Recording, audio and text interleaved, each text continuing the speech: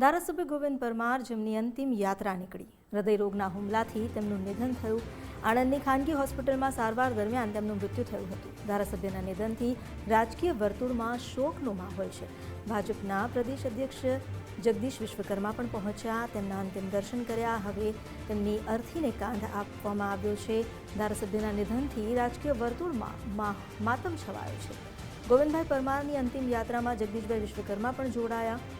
ભાજપ અને કોંગ્રેસના અનેક નેતાઓ પણ ઉપસ્થિત છે। કોંગ્રેસના પ્રદેશ પ્રમુખ અમિત ચાવડાએ પણ ગોવિંદભાઈને શ્રદ્ધાંજલિ પાઠવી અને પરિવારને સાંત્વના આપી।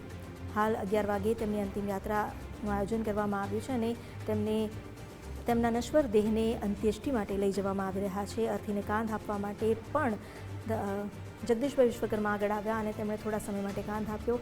ગોવિંદભાઈના નિધનથી પરિવાર પર પણ જાણે આભ તૂટી પડ્યું છે।